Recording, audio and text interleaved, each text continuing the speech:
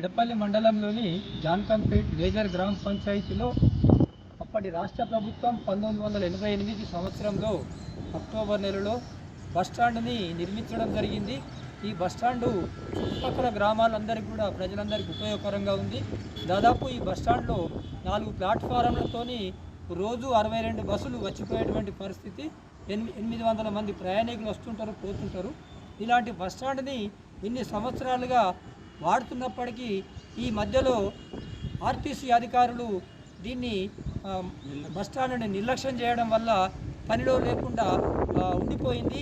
దీన్ని పునరుద్ధరించాలని చెప్పేసి మేము జాన్కంపేట్ గ్రామం తరఫున, సొసైటీ తరఫున, గ్రామ పెద్దల తరఫున మేము ఆర్టీసీ అధికారులకు 2022 సంవత్సరం డిసెంబర్లో ఆర్ఎం గారికి, అట్లాగే డిఎం గారికి, అదేవిధంగా ఆర్టీసీ రాష్ట్ర చైర్మన్ బాజిరెడ్డి గోవర్ధన్ గారికి మెమోరాండమ్స్ ఇచ్చి మాట్లాడడం జరిగింది. దాని ఫలితంగా బస్టాండ్లోకి పోయిన సంవత్సరం ఏప్రిల్ 9వ తేదీ నుండి బస్సులు రావడం జరిగింది. అట్లాగే మేము కోరినటువంటి పద్ధతిలో ఆర్టీసీలో ఇక్కడ బస్టాండ్లో కంట్రోల్ని ఉంచాలని చెప్పేసి, మూత్రశాలల్ని యథావిధిగా కొనసాగించాలని, మంచినీటి సౌకర్యము బోర్ని రిపేర్ చేసి ఉంచాలని చెప్పేసి, అట్లాగే బస్టాండ్లో ముఖ్యంగా సీసీ రోడ్ వేయాలని చెప్పేసి మేము ఆ రోజు కోరడం జరిగింది. సంవత్సరం గడిచిపోయినప్పటికీ కూడా ఇంతవరకు ఈ బస్టాండ్లో సీసీ రోడ్ వేయకపోవడం వల్ల ఈరోజు దుస్థితి ఏర్పడ్డది. లోపలికి రావడానికి బస్సు డ్రైవర్స్ చాలా ఇబ్బందులకు గురవుతున్నారు.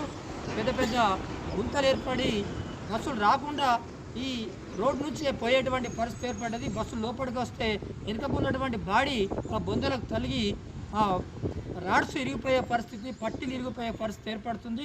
కాబట్టి డ్రైవర్లు కూడా చాలా బాధపడుతున్నారు, ఇబ్బంది పడుతున్నారు.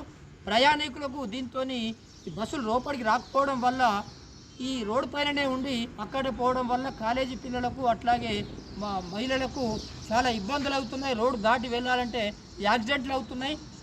మాటి మాటికి ఈ పద్ధతిలో నష్టం జరుగుతుంది. కాబట్టి ఇప్పటికైనా ఆర్టీసీ అధికారులు, ఆర్ఎం గారు కానీ, డిఎం గారు కానీ, అదేవిధంగా మా బోధన్ గౌరవ శాసనసభ్యులు ఎమ్మెల్యే సుదర్శన్ రెడ్డి గారు కానీ దీని విషయంలో వెంటనే చొరవ తీసుకొని మా గ్రామ బస్టాండ్లో సీసీ రోడ్డుని వెంటనే నిర్మించాలని చెప్పేసి కోరుతున్నాం.